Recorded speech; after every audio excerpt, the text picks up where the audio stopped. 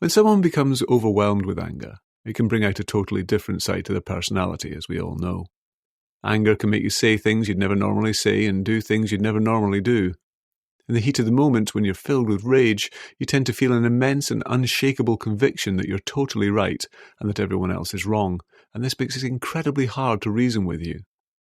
Then, when you do eventually calm down, you might find yourself feeling very bad about what happened and regretful over your behaviour and having to work hard to make amends for what you said and did while you were enraged. In its place, anger really does have a useful function.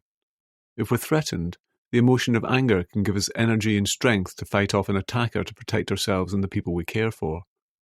Anger can motivate us to right a wrong or to stand up for something we strongly believe in. When we're angry, we're actually stronger physically because of the adrenaline flowing through our body, and we feel less pain and are less susceptible to uncomfortable feelings that might get in the way, such as self-consciousness and uncertainty.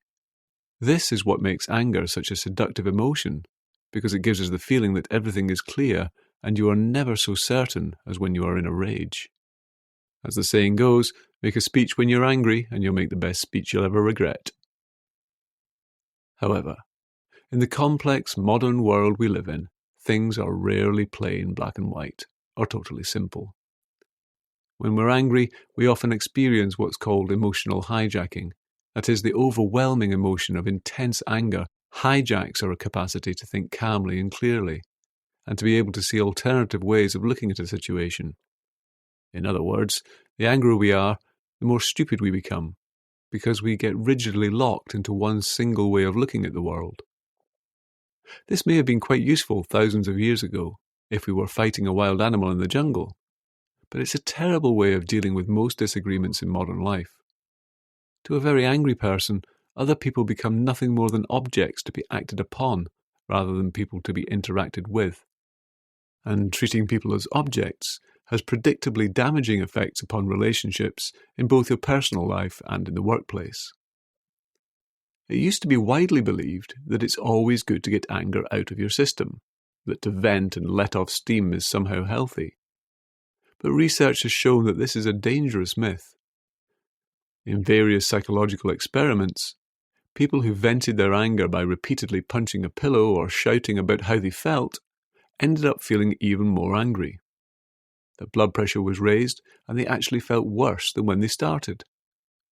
Regularly expressing anger, far from relieving the feelings, only creates a negative cycle where anger becomes a habit. It's also worth noting that anger does more damage to the heart than any other emotion.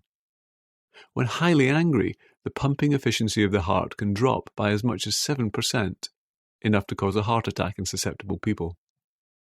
People who are very prone to anger are 3 times more likely to suffer severe heart disease than more even-tempered folk. So not only is anger potentially damaging to relationships, it is extremely bad for your health.